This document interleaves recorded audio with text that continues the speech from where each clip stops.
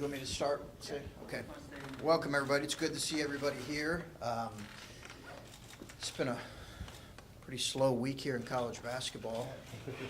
So we're excited to get things started and start official practice this weekend here. We've obviously done a few workouts, but we're excited to get started.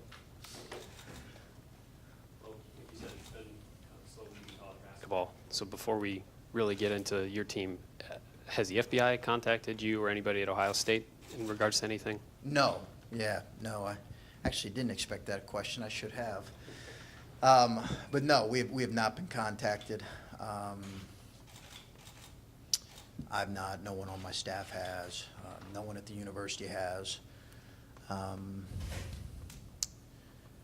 Obviously as a coach, you have, mixed feelings about this.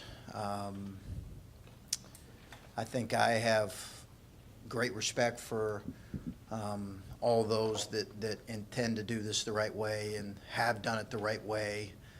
I mentioned that about Thad during the my initial press conference. And there are many others that do it the right way and have done it the right way, and I have tremendous respect for them. I think one of the things that I feel really good about is Gene Smith has empowered me. I know he empowered Thad to walk away from situations that we were uncomfortable with, where we felt like these types of things that the public is now learning, these types of things were involved. And, Thad and I would talk about them, some of them on the road. And there were certainly instances where I think in the past, both of us have had to walk away from.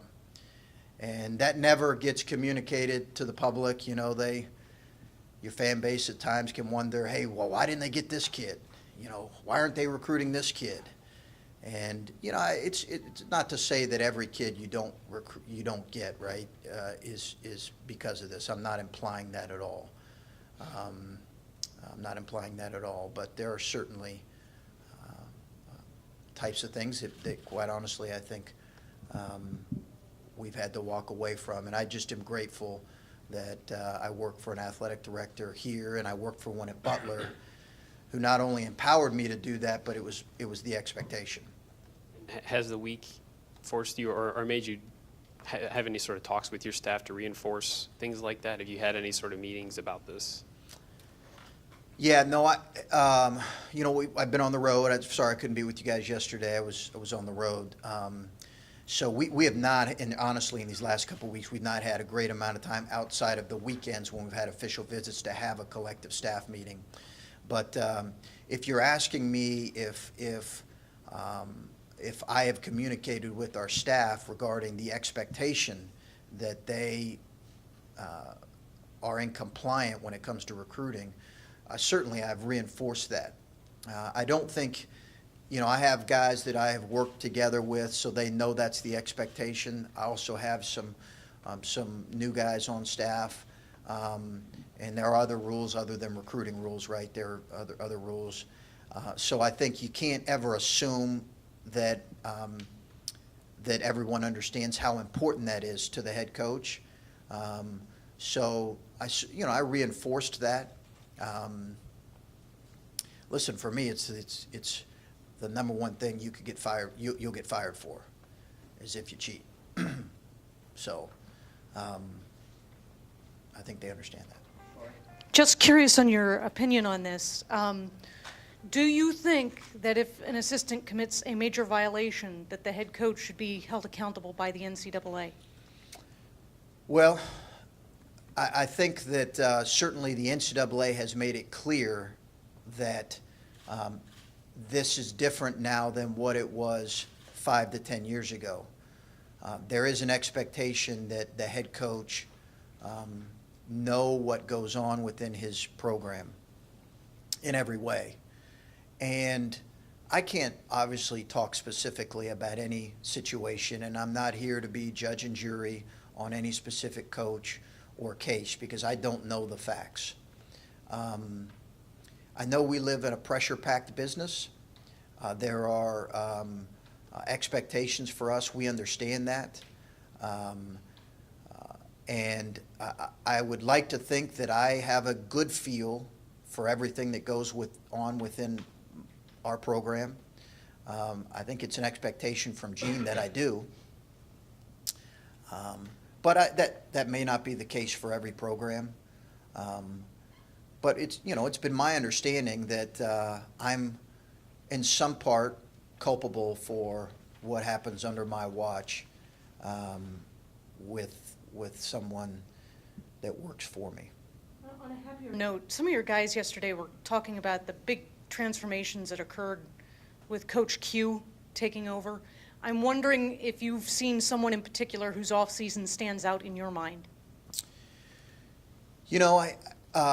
Coach Q's been a great addition, and Coach Rich, I've never had a chance to say this, but I think he was fantastic for this program. I really do, and previous strength coach for those that don't know, and I really do. I mean, he did some incredible things, and he actually texted me a week ago after a commitment. So there's no, changing of the culture or, what Coach Q has had the good fortune of is a good healthy culture there with guys. But I think anytime someone comes in, there may be a little bit of a difference in philosophy in terms of how they would go about things. And I think one of the things that has been a little bit different maybe for our guys is we have tried to get a few of them a little more lean. And I think they've seen that, and, they've taken great ownership in that. They deserve a lot of credit. I look at JT and Kada as well, and certainly Caleb as three guys that, Mike has transformed his body in the last couple of years as well. But those three guys in particular, I think have done a really good job in those areas. Chris, just back to the investigation for a minute. You said that you don't know that the FBI has contacted the program or anything like that, but knowing what you know about... I said they have not. You have not, yeah. Not to my knowledge. Right. Knowing what you know about what's going on in other places, do you know whether there will be an internal review, sort of official internal review of what the policies and everything here? I have not been notified that there would be, that there is going to be, or anything is imminent in any way regarding that. I would be surprised, but again, I've not been notified or given a heads up, anything along those lines. Chris, it seems like some of the discussion this week about this investigation is that everyone knew about it, or that it had been going on for so long that it wasn't really a secret. And you talked about your own experience walking away from circumstances in the past. How prevalent has this problem really been, and what do you think can happen for college basketball moving forward if this helps clean it up maybe? I think time will tell. I think there could be monumental changes potentially happen within our games, and that could involve everything from governance to amateurism. All of that, I think, is probably something that's going to be discussed here in the near future. But I think how we have known about it is being in the circles that we've been in. You hear instances where it is involved. That this kind of stuff is involved with a particular recruit, and what kind of changes will come out of this? I think right now it's hard to project because, listen, I think I have no idea what all the FBI has, and what schools, other than what the schools you know of, are involved. What schools are involved? So it's hard to tell. I think in my mind, it's going to be a lot of stuff and a lot of work. And will it make significant changes? I'm not ready to say that yet. Am I optimistic? Sure. but I'm not ready to make that statement yet. Chris, I think anybody who's been around it, everyone's heard the stories. I'm always curious, if you're a coach and you're doing it the right way, trying your best to do it the right way, and you know or suspect strongly that there's another coach out there that's beating you on guys by cheating, do you hate that guy? Because I know there's like a big, it's a big coaching circle and you're all friends, but how do you look a guy in the face knowing, hey, how you doing, pal? And you paid a kid Yeah. that I didn't get. Like, how do coaches live in that world? Good question. I think it's a good question. I think certainly you have acquaintance and you have friendships where you suspect this is going on, although, not a lot of your friends are saying, hey, I'm cheating to get this kid. But there could be an understanding that you may suspect that's going on. I think we've all heard these things. You guys have probably heard these things. I think figuring out the specifics of it and having concrete evidence has been different. And that's true for us as coaches as well. And right, no one's going to, even our quote, friends are not going to implicate themselves in something. But as I said, I think that you tend to really look at those guys, at least I do on my end, tend to really look at those guys who I really respect, who I certainly believe are trying to do it the right way. And those are usually the guys that I'm kind of having the most conversations with and spending my time with. Not always, but those are usually the guys, because those are the kind of guys that I would like to, model our way of recruiting by. So I don't know if that answers your question, but I think, it's an interesting dynamic when you have friendships and relationships where this kind of stuff you might suspect is going on. And I know you don't know exactly, no one knows what's going to happen for sure, but if someone asked you and said, Chris, what should we do? If we're going to tear it down to the studs, let's fix the whole system. Let's get this straight so that cheaters get caught and you don't have to cheat to compete and kids are treated fairly. Do you have, what's the perfect, we're not going to get to the perfect system, I know that, but what is it in your mind? I think it's really, really complex, because I think I get people's argument right now about the whole idea of amateurism and the idea, the understanding, the amount of money that's involved in our game right now. And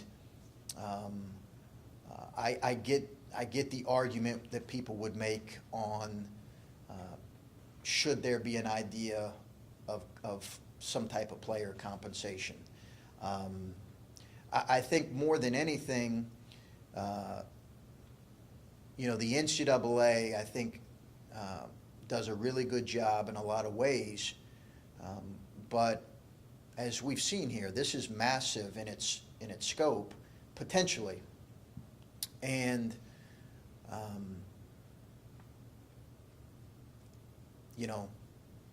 the FBI is a little more scary than the NCAA.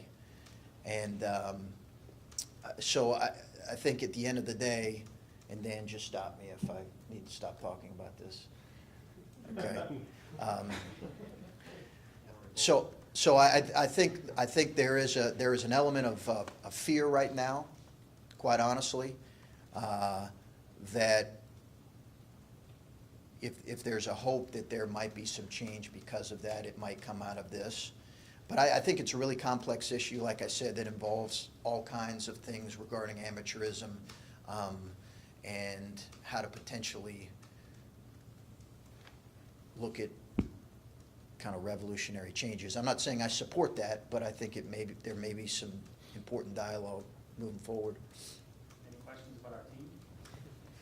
If there's wants to be one more on that, I can probably answer one more on that, but.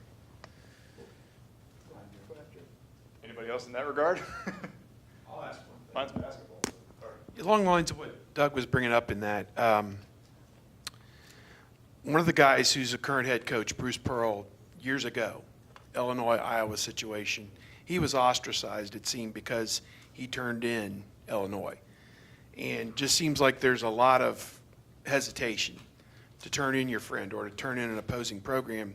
Even as we saw here, they took the food right out of this guy's mouth. One of his best friends did, it seemed. So, I mean, how do you get around this? How, as he said, is this going to create a situation where you guys need to start policing yourselves? And I don't mean you're involved in anything illicit, but coaches need to start policing themselves, or there's going to be some kind of major oversight to this. Yeah, I don't know that that's, I don't know that we get into this with the idea of policing each other. Yeah, that's not really why most of us, I understand what you're saying. I just don't, that's not really something I don't think any of us want to do. And as I said, I don't want to act as judge and jury in these situations because I don't know all the details, and I don't know the specific details of every situation. So, while you can hear things, that doesn't mean that what you're hearing is true. And I think that's some of the reason why coaches may be hesitant to pick up the phone and report anything. All right. A couple things for you related to what we saw yesterday. First of all, Caleb's body transformation is nothing short of remarkable. He looks like a completely different kid. But in the workouts that you've had with Caleb, and you remember him as a high school player, how has he evolved as a player that may help you this year? Well, I think it begins with his body transformation for sure, and that was a major component, I think, in his development. One of the things that he's very gifted, and he's very skilled. But one of the things that people said to me before I even got here was they questioned his motor, and I think that came in part because of his fitness. So he's taken incredible ownership, and to be really applauded for improving in that area. But I think if we're going to have a good season, he's going to play an important role. There's no question. Even as a freshman, he's 17 years old. I can't believe I've got two 17-year-old freshmen. I don't know if I've ever had two 17-year-old freshmen. He and Musa. So he's going to play an important role for us for sure. The other curiosity I had from yesterday, talking to Kada, was talking to him about having the year, essentially a full year away from the game, and how it affected him. He talked about his maturity, having to grow up a little bit, realizing there's a life without basketball. And from that standpoint, as you've grown to know him, what have you learned about him as a person that makes you appreciate kind of what last year meant to him, how much it hurt him? And how big a factor will he be for you this year? Do you kind of look at him as being potentially the guy, that spark guy, that guy that could be your difference maker? I think we'll go as our fourth and fifth year guys go. Our season will in large part be determined by them. So you're talking about Jishan, Cam, and Kada. I think not just in their play, but in their leadership and how they help direct the team and direct the team.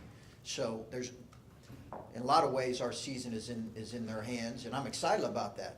That excites me because Kada is a really high-level young man, really high level. I think he's a really good player. I think he's a really high-level young man. I know people have said, hey, has he reached his potential yet? I think I'm excited about coaching him. He's a terrific young man. He's really talented and I think ready for an exciting season. Coach, you had a pretty incredible week in recruiting. I know you can't go into specifics about players, but a lot of the previous regime, the reason they're not here is because there was a kind of a lack of recruiting. What does that last week for you mean for this program moving forward, and what's the vibe around the building since you've had that week? It's been great. I think we've had. It's been really good. Having said that, I wasn't panicking a month ago. I wasn't panicking 2 weeks ago. We weren't, as a staff, I said about 9 or 10 days ago to the staff, hey, the dam's about to break and we're about to get rapid fire commitments. Now, did I expect that number in a week? No.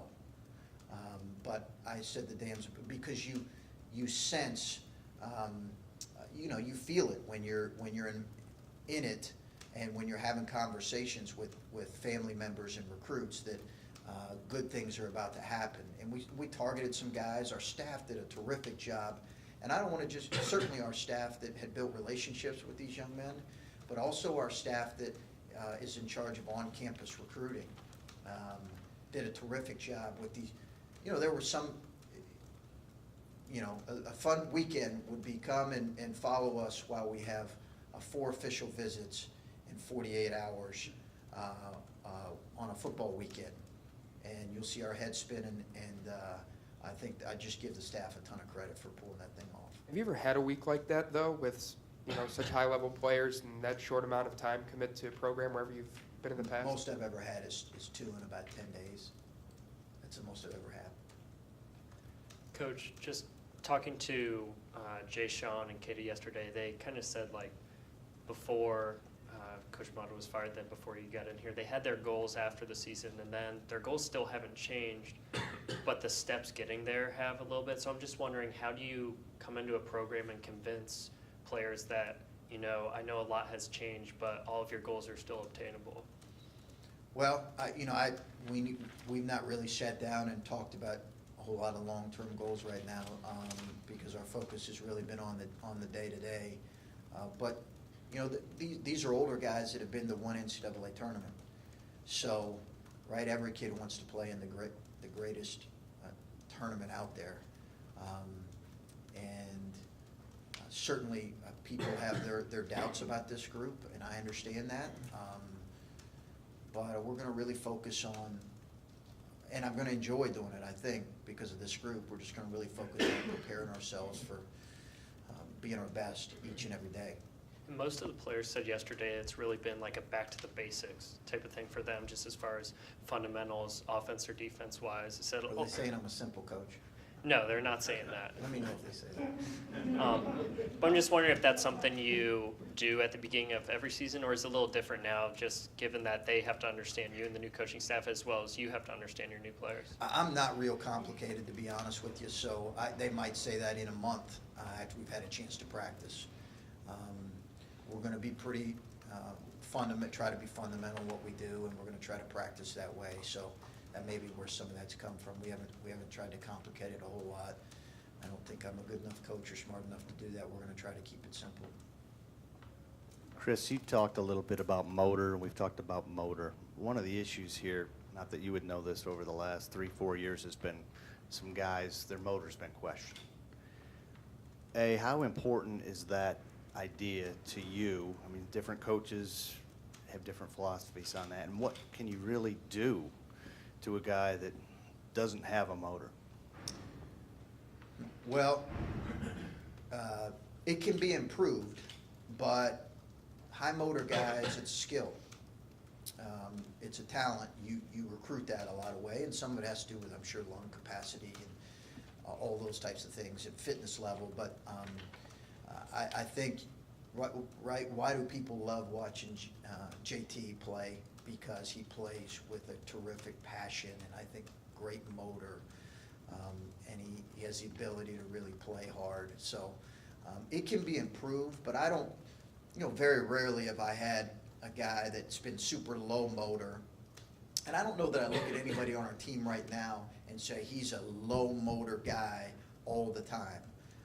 I don't think that. I think it's always a challenge for big guys because they got bigger bodies or carry more weight, all those kind of things. But I think we've got some guys that have the potential to have really high motors. But I think in large part, it's something you evaluate in recruiting. It's something we evaluate in recruiting. We look for high motor guys as much as possible. You're not always going to find that, but we really look for that. The players yesterday were talking about how they go to your house and there's, they do stuff there. before you get them on the practice court or actually working with them, how much better can you make your team just by doing stuff like that?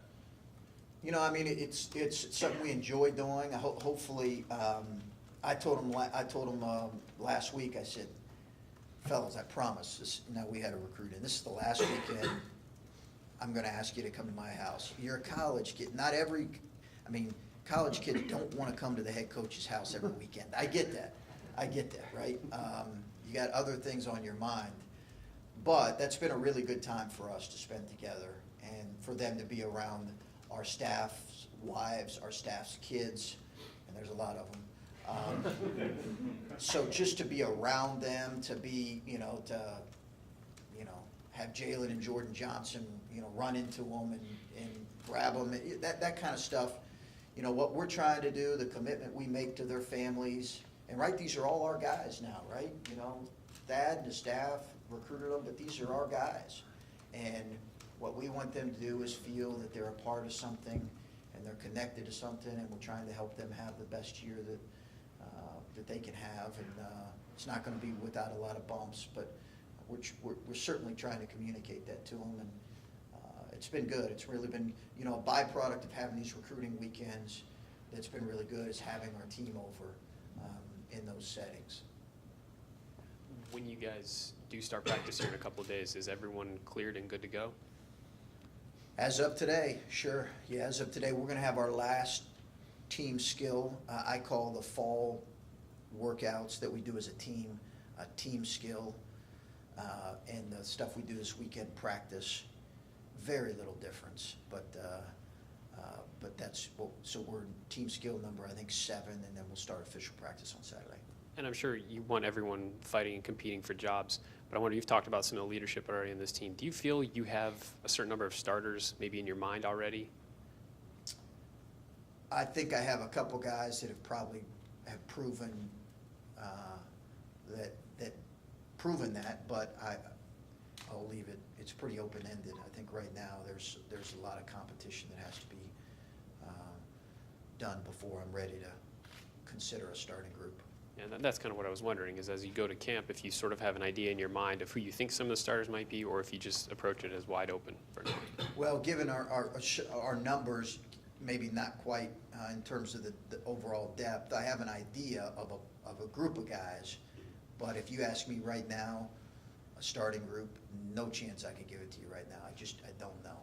I'm still learning this group. One of the things that's different is we didn't work together during the summer, so I'm really learning this group and going to continue to learn this group. This is going to be a fact-finding, next couple weeks for our coaching staff. It's different than any time I've ever been a head coach because we're going to be trying to put guys in practice and get a feel for what they can do in those settings to hopefully prepare us for the games, because we haven't coached them as a group.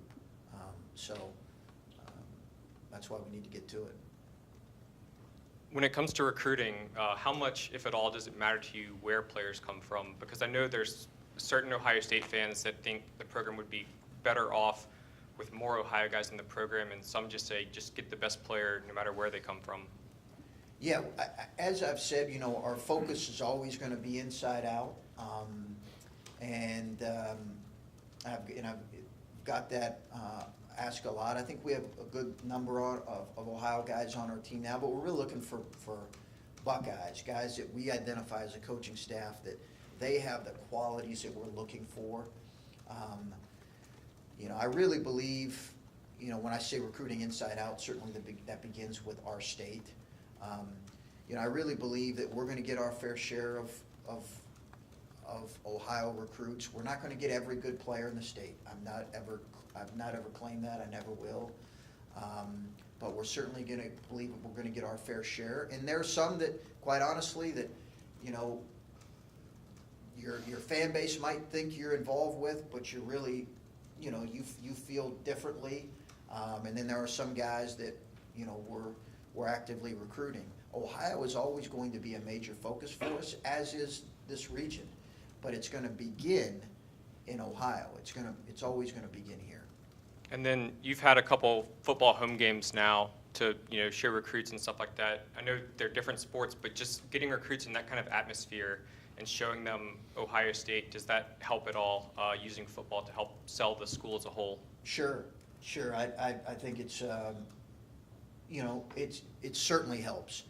You know, kids are, right, every kid's different. Some, most love it, most love the experience, most all love the experience. Some it can be overwhelming for. Some are looking for a smaller school. You know, just like some kids want to stay right next to home, some kids want to go away from home. But all in all, it's a tremendous experience. It's been a tremendous experience for our family to kind of be there and support the football team. It's been a lot of fun.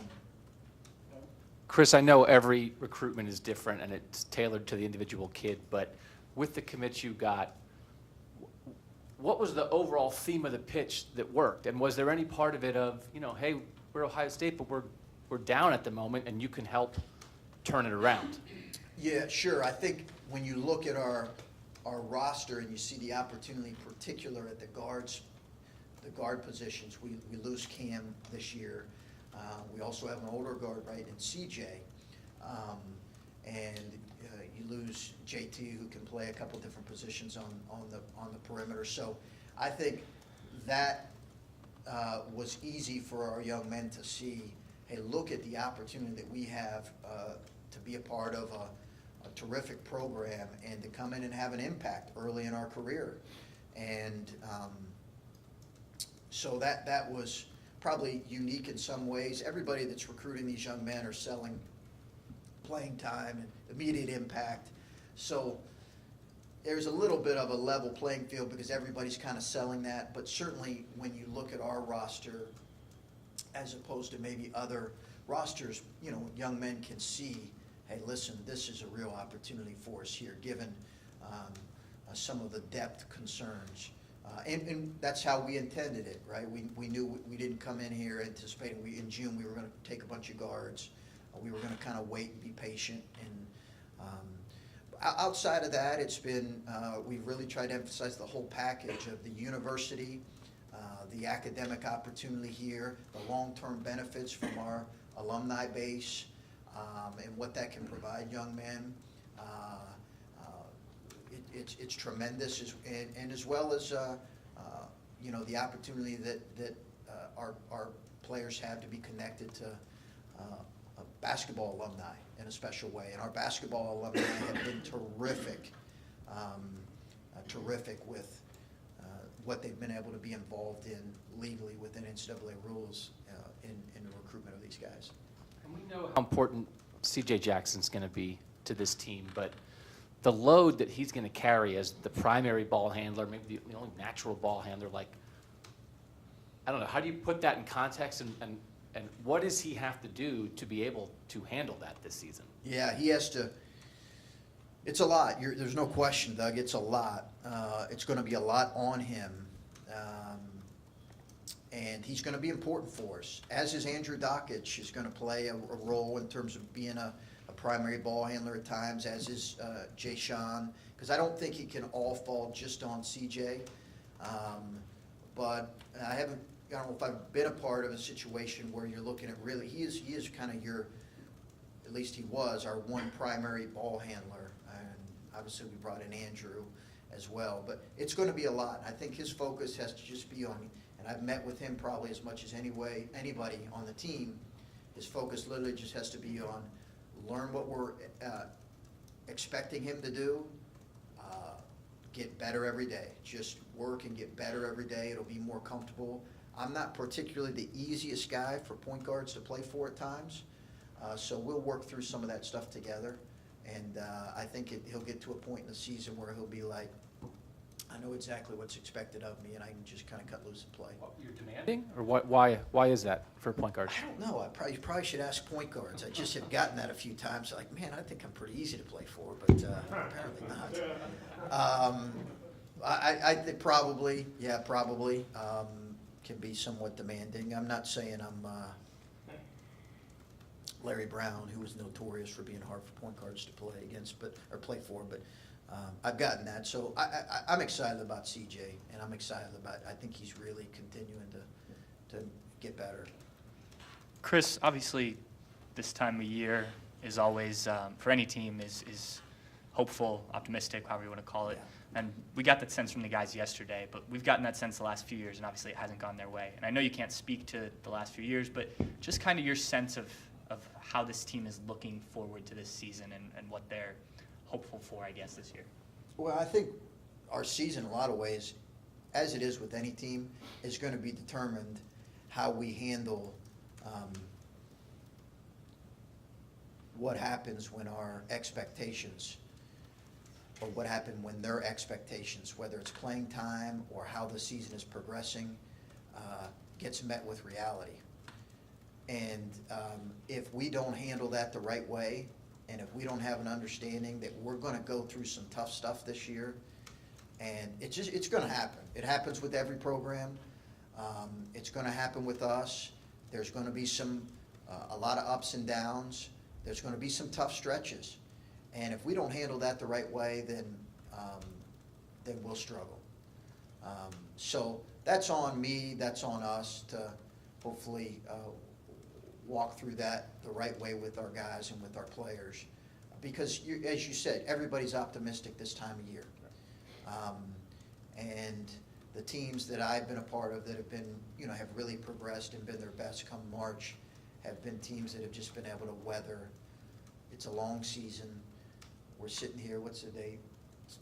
28. The 28th, and we're talking about, it's a long season. So weathering all the ups and downs and having the leadership to do that well is going to be as important as anything to us this year. Kind of going off that, earlier this summer you told us that one thing you've noticed with this team is that it struggles with adversity. Thad told us that multiple times last year. So the team is well aware that they struggle with adversity. With that said, how do you approach it differently, though? Well, I think we're going to have to get better at it. I think probably Coach Mata would have said that too. Like we're just, our response to difficult moments is going to have to improve. And if guys don't respond, then they're not going to play as much. Because that's a choice you make. And if you can't figure out how to respond the right way, then we'll find someone who can. And certainly it's an emotional game, it's an emotional season, but that's a choice we have. And if we don't choose the right ones, then we'll find someone who does. What is the Ohio State offense going to look like this year? Can you give me a little time to practice with my I don't know. I've been thinking about that in these, last night I'm flying back from somewhere down south, and I'm watching a couple hours of game film and just trying to think through some ideas, because it may be a little bit different than what we've done in the past. But I think hopefully in these next couple of weeks I'll have a better idea of what it's going to look like. And right now I couldn't tell you necessarily. I think a guy like JT is going to play as many as four positions. So I need to figure out kind of how we're going to fit everybody together and what it's going to look like. All right, and from where do you expect to get scoring? Yeah, good question. I think that's I think for us, I was just asked earlier, if we're going to be a team that can reach its potential, whatever that is, I think our foundation is going to have to be how we defend. I think that's going to have to be our foundation. Because I think there are times where we could struggle to score this year against some really good teams, really good defensive teams. So I think our foundation has to be our defense. I do think between JT and Kada and Cam, those are three guys that have shown the ability to score. I think some of them, their efficiency can improve, to be quite honest with you. I think Caleb's a guy that you can throw the ball to in the low post. And then obviously we have some returners in CJ and Micah and Andre that have been able to do some things as well. You mentioned Andrew a few minutes ago, and I just wonder, when you add a guy who's had a lot of success, but he's had it at a school that most people around here don't even mention, what is that like when you bring a guy like that into the program, and how have you seen him already starting to fit in? It seems like he's already taken on some leadership. You know, I think he's really smart. He's a really smart young man. And I think he's, you know, he's been a walk-on throughout a good amount of his career. And,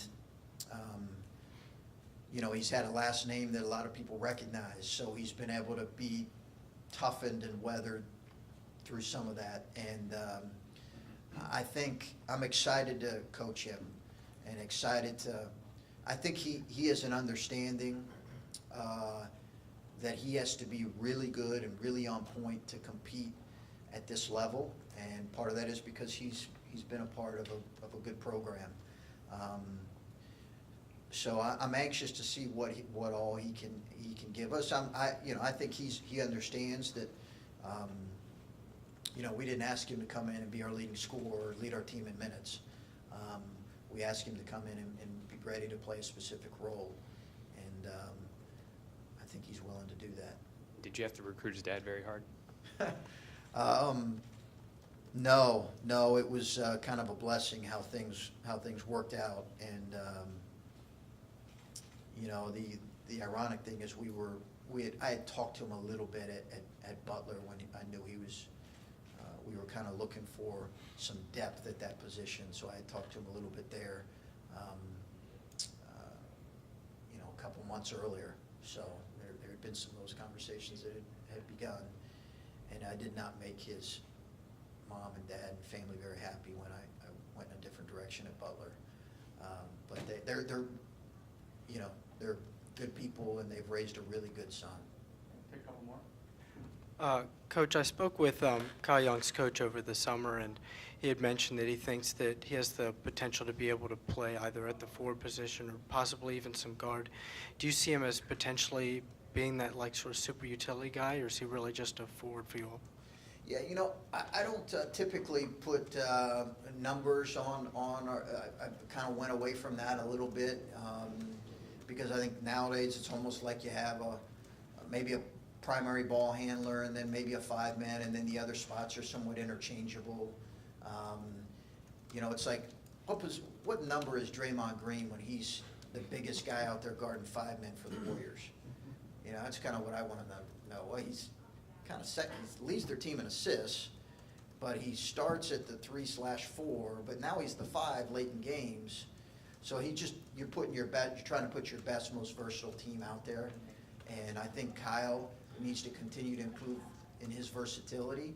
He's not versatile enough to play a ton of positions right now. Perhaps he will later in his career. I'm very excited about him. He's a young man that plays hard with a really good motor and has a skill set and an ability to help us right away. And then, Coach, Musa Jallow is coming in here a year early, and talking with coaches and some scouts who've watched him play, they said that he's like really talented defensively, and that's sort of expected as someone who's as mature as he is. Are you all expecting him to? I know you said you don't have a starting lineup in mind just yet, but is he a guy who you could see potentially competing for starting minutes down the line? Sure, as with a number of our guys, you know. He'll get what he earns, and if he earns that, you know, he'll get that opportunity. I think we have a number of guys that I could say that with though right now. Real quick one, Coach. Oh, sorry, go ahead. Chris, you talked about Cada earlier, and we've all seen it, you know, the potential there and what a good kid he is. Can you just help guide fans a little bit into the start of this season on Cada that, I mean, I think you talked to some of his teammates yesterday, and they're talking about NBA stuff and the potential this guy has, but yet, you know, he hasn't really done it yet. You don't want people to go nuts for the guy and who hasn't had a chance to really fulfill it, but yet, I don't know, what should we be thinking about him? What's the possibilities there? Yeah, I think we kind of have to let him kind of grow into that and prove it really, and in a lot of ways, and prove his what he's capable of. And you know, I think a lot of that is going to be determined in terms of how he impacts winning. And is he a young man that can really impact winning on both ends? I believe he is. But, I shared with our team the other day about a guy drafted last year in the NBA draft that averaged, for his career, his last 2 years in college, averaged less than 10 points a game. Why was he drafted? He impacted winning. His team won over 60 games, and he played a significant role in that. So I think with Keita, as I mentioned, terrific young man. You look at his body and his frame, 6'7", 6'8". We just did our measurables yesterday. Almost a 7'2" wingspan.